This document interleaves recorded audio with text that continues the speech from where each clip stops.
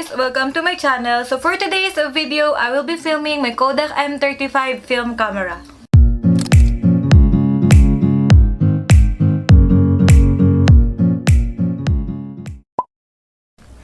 So this is my Kodak M35 film camera. This is the on and off of the flash. This is the lens, the viewfinder, and ito yung pindutan niya. So katabi ng pindutan niya, meron siyang number indicator kung ilang shots na ba yung nagagawa mo. And this is the light para malaman mo kung nag-iilaw ba yung flash mo or kung may flash ba yung camera mo. And then this is where you can insert the battery of the film camera para sa flash. And then dito naman sa likod niya yung pinakalagayan ng film na Kodak or kahit anong film. Marami kasi nagtatanong sa akin simula nung pinost ko siya sa TikTok and pinost ko siya sa Instagram.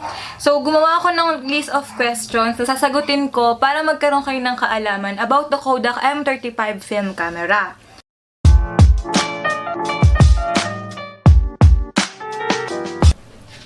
So first question, where did you buy it? Nabili ko siya sa Shopee and ilalagay ko na lang sa description box below yung link ng shop na pinagbilhan ko. Legit siya, legit seller yung pinagbilhan ko and nabasa ko rin sa reviews niya na ang ganda nga and hindi naman ako nabigo dahil maganda talaga yung film camera na nabili ko. And the next naman is how much is it? It only cost me around 1,280 pesos only. May kasama na siyang film. Ito siya, ganito. Pero Kodak yung free niya. Nakaganyan na siya. 36 shot. Kodak Gold 200. Yung free doon sa purchase ko. May kasama na rin siyang tali. Yan, may kasama na siyang tali. May manual din. Para in case na hindi mo alam kung paano maglagay ng film. And then may kasama na rin siyang isang battery. So kapag binili mo siya ng camera lang, parang mga 800 to 900 pesos yung price niya. Pero mas pinili ko na yung package kasi since wala namang malapit na bilihan ng film dito and then kung order naman ako sa online din, mas mahal siya. So, kinuha ko na yung bundle niya ng 1,280 pesos. Ewan ko lang ngayon kung ganun pa rin yung price niya kasi nung binili ko siya, sale siya. Hindi ko lang alam kung ngayon, check nyo na lang dun sa link na ilalagay ko sa description. Tapos, yung next question naman is, what kind of film should I buy daw? Any kinds of film naman. So, ako, bumili ako ulit ng bago. Fujifilm C200, yung fujicolor. Any kind of film. Pero mas maganda daw yung 400, pero hindi ko pa natatry. So, ang natatry ko pa lang is yung Kodak Gold 200. And ito, may nakalagay dito sa sa film camera ko ng fujicolor C200. Hindi ko kasi siya ma-open eh. Kasi bawal siyang i-open. Gawa na pag na-expose siya sa light, magkakaroon ng light leaks yung mga pictures nyo kapag na-process na. So, next question is, where and how do you process it?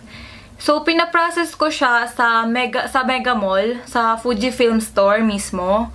And yung type ng pagpaprocess nila is merong scan and merong printing. So, sa scan, magdadala ka lang ng flash drive na walang laman, doon nila ilalagay yung pictures mo. And i-check mo rin naman yan before kayo umalis kung andun ba lahat ng pictures, kung na-process ba lahat. Kapag naman nagpa-print kayo, 6 pesos yung additional na fee niya kapag nagpa-print kayo per picture. So kung 36 yun, 36 times 6, yun yung amount nung babayaran nyo plus yung pa-process. So meron kang scan and printing. So ang ginawa ko na lang, is-scan na lang. Since may printer naman dito ko na lang ipiprint yung mga pictures. So next is, what are the inclusions of your purchase? So yun nga, sinabi ko kanina, ang inclusion ng purchase ko ay meron siyang film na 36 a shot and then parang tali. Handle siya para hindi siya mabagsak kapag nagpipicture ka. Yun, tas manual, okay na. Yun na yung niya. Tas may battery din pala. So next, do you have sample photos? Meron akong sample photos na ipa-flash ko sa screen. Yan, makikita nyo dyan. Dito or dito. So before I forgot, I have here my spare of film, fujicolor C200. Nabili ko siya only 305 pesos sa Fujifilm store sa Megamall. So, hindi ko lang alam yung film sa iba kung magkakano. Pero nung tinignan ko kasi sa online, mas higher siya. Mas higher yung price niya sa online kaysa doon sa Megamall. So, yun lang guys. Sana may natutunan kayo about this vlog. Thanks for watching. Don't forget to hit the button down below. Click like, comment, and subscribe. Thank you. Bye!